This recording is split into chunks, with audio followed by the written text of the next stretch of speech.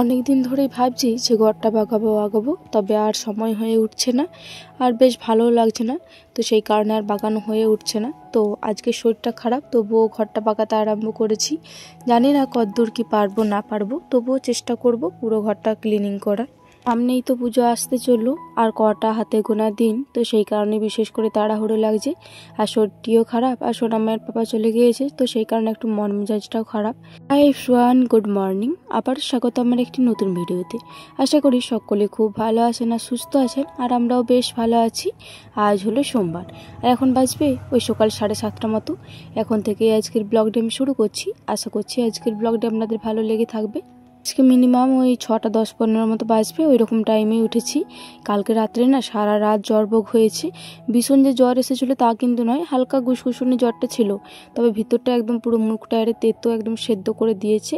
তো সেই কারণে কালকে রাত্রে খুব একটা বেশ ভালো ঘুম হয়নি, তো সেই কারণে আজকে একটু দেরি হয়ে গিয়েছে। তো উঠে পড়ে কটা মতো কাচাকুচি ছিল, ওই সব কিছু কাচাকুচি করে নিয়েছি। তবে আজকে এখনো পর্যন্ত মেলা হয়নি, জানেন তো। তার কারণটা না হয় আপনাদেরকে পরেই বলছি, তার আগে এই জায়গাটা একটু বাগিয়ে নিই। এই দিকটাতে দেখছিলেন তো যে এই দিকটাতে ট্রলি ব্যাগটা ছিল, তো সোনামায়ের পাপা যেহেতু ট্রলি ব্যাগটি নিয়ে চলে গিয়েছে, ভাবলাম জায়গাটা একটু পরিষ্কার করে দিই।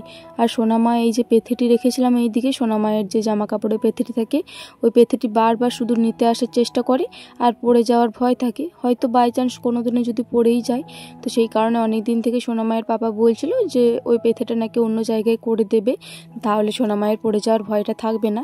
তো সেই কারণে ভাবলাম পেথিটা না হয় একবারই এক সাইডেই করে দিই, তাহলে জায়গাটা অনেকটা ফাঁকা হয়ে যাবে, আর পেথেটা তাহলে সুবিধা হবে, ও আর মানে লাগাল পাবে না। তো সেই কারণে বিশেষ করে জায়গাটা ভালো করে পরিষ্কারও করে নিলাম। আর দুটো মতো চেয়ার ছিল, একটা মতো চেয়ার বাইরে বের করে দিলাম।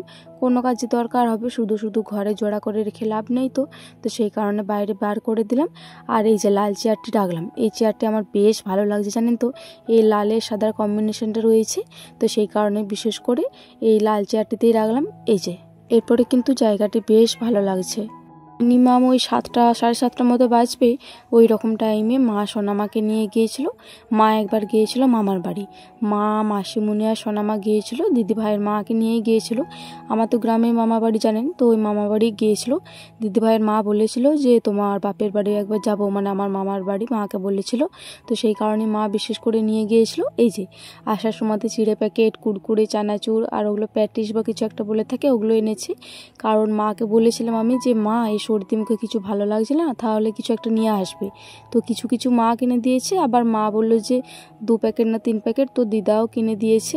ছোট ছোট জিনিসগুলো কিনে দিলেই না বেশ আনন্দ লাগে। তুমি খাবে বাবা?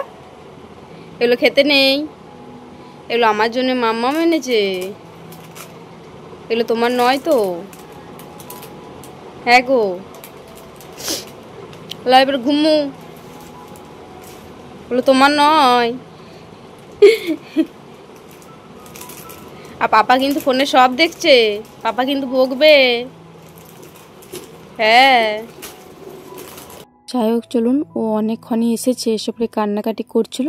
ওকে এবারে ঘুম পাড়িয়ে দিই, অনেকটাই দেরি হলো তো ওকে ওইদিকে ঘুম পাড়িয়ে দিয়ে চলে এসেছি। আমি এইদিকে মুড়ি খাবার নিয়েও বসে পড়েছি।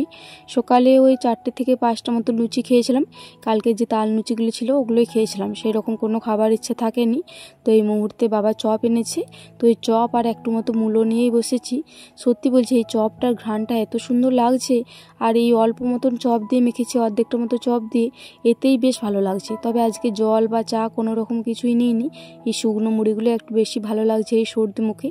আর যেহেতু জ্বরটা ছিল, মুখটা বেশ একদম তেতো তেতো লাগছে, তো সেই কারণে অল্প পরিমাণে মূলোটিও নিয়েছি। আর এই মূলোটা না খুব একটা বেশি পরিমাণে ঝাঁঝ নয়, জানেন তো, হালকা মিষ্টি মিষ্টি মূলোটি বেশ খেতে ভালো লাগছে। আর আজকের আমার এই মুড়িগুলি খেতে তো বেশ অনেকক্ষণই টাইম লেগে যাবে। এখন মিনিমাম ঘড়ির কাটায় ওই 12টা মতো বাজছে। এই মুহূর্তে সোনামায়ের স্নান হয়ে গিয়েছে, আর আমারও স্নান হয়ে গিয়েছে। সোনামাকে আজকে মাই স্নান করিয়ে দিয়েছে, আমি তেলটা মাখিয়ে দিয়েছি, তারপরে মা এলো, মাই স্নান করিয়ে জামা কাপড় আরে পরিয়ে দিয়েছে। তো এই মুহূর্তে হালকা জল তেষ্টা পাচ্ছিল। এখন 12টা বাজছে, তো মিনিমাম 1টা মতো বাজলে ওই রকম টাইমে ভাত খাবো। তো সেই কারণে ভাবলাম যে একটু এই কুরকুরেটা খাই, তাহলে জলটা খাওয়া হবে। ওই যে সকালে মা আর দিদা মিলে যে কুরকুরেগুলি এনেছিল, ওগুলোই খাচ্ছি। সত্যি কথা বলতে বলতে এই সর্দি জ্বরের মুখে এই কুড়কুড়েটা খুব একটা যে ভালো লাগছে তা কিন্তু নয়, কারণ এই কুড়কুড়েটা খুব একটা বেশি নুন ঝাল নয়। এটার মধ্যে হালকা মানে বেশি পরিমাণে টকটা রয়েছে, কারণ এটা টমেটো দিয়ে বেশি তৈরি, তো সেই কারণে হালকা টক ভাবটা ছিল। তো পুরোটা আর খাইনি জানেন তো, অল্প পরিমাণে রেখে দিয়েছি, ওইটা না হয় পরে খেয়ে নেবো, পুরোটা আর ভালো লাগছে না খেতে। সব থেকে মজার খেলা দেখবেন।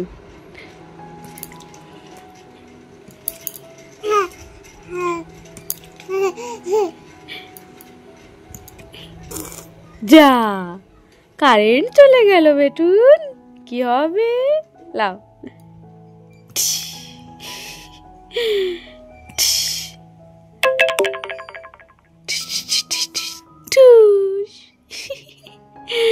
খুব ভালো লাগছে না? বাবা কই দেখি ছোট ছোট দাদুগুলো দেখি, দাদুগুলো আর বালিশটা ভিজে আছে বাবা, বালিশটা ভিজে যাচ্ছে। আর নয় হয়ে গেছে, আর নয়। কে লাও ই বাবালি, ওটা ছিঁড়ে যাবে তো, ওটা তো ছিঁড়ে যাবে নাকি? আর জল খেতে নাই, এবার ভাত খেয়ে নিতে হবে, 1টা বেজে গেল।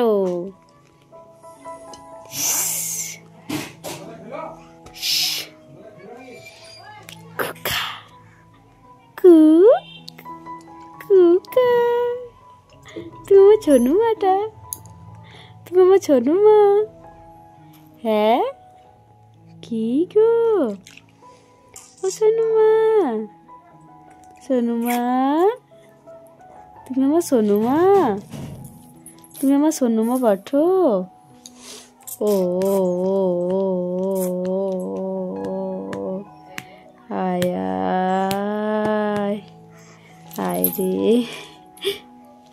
খুকা, বেটু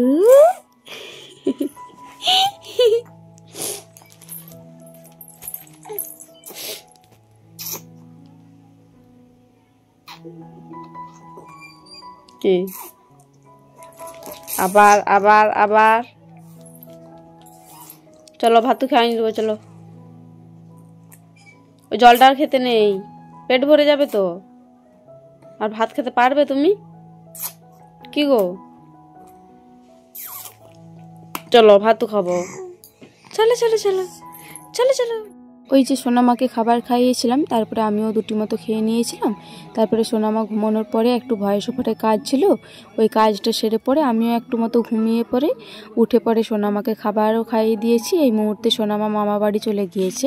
তো এই কিছুক্ষণ আগেই সোনামায়ের পাপাকে ফোন করেছিলাম, সোনামায়ের পাপাও পৌঁছে গিয়েছে। তো যাক বাবা, এতক্ষণ আমি নিশ্চিন্ত হলাম জানেন তো। যেদিন থেকে বাইরে বেরিয়েছে তো সেদিন থেকে আমি ভাবছি যে কখন ওই মানে ডেস্টিনেশনে পৌঁছাই, কারণ এই ট্রেন জার্নিটা আমার এতটাই ভয়ঙ্কর লাগছে কি আর বলবো। একমাত্র যে ট্রেন জার্নিটা তা কিন্তু নয়, এখন প্রায় সব জার্নি আমার বেশি ভয় লাগছে। যতক্ষণ না পৌঁছাচ্ছে ততক্ষণ তো একদম পুরো ঘুম আসছে না, একদম সবসময় টেনশনে থাকছিলাম জানেন তো। একবার ওই ডেস্টিনেশনে পৌঁছে থাক তাহলে অনেকটা নিশ্চিন্ত বলা ভুল হবে, যতদিন না বাড়ি আসছে নিশ্চিন্ত তো থাকবো না একদমই।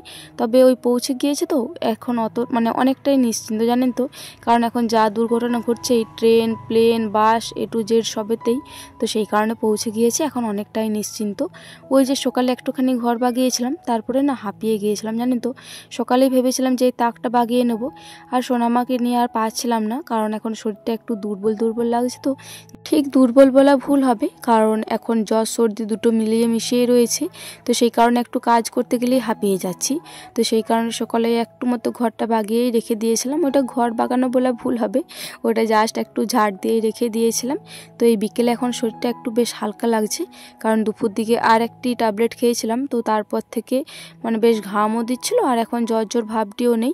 এখন হালকা এখনও ঠান্ডাটা লেগে রয়েছে, তবে ওইটা সেরকম কিছু লাগছে না, এখন শরীরটা বেশ তাজা লাগছে। তো সেই কারণে ভাবলাম যে এই বিকালেই না হয় ঘরটা বাগিয়ে নিই। জানি যে এই বিকাল দিকে ঘর বাগাতে গেলে হাতে গায়ে পায়ে বা জামা কাপড়ের সব কিছুতেই ধুলো ময়লা বসবে।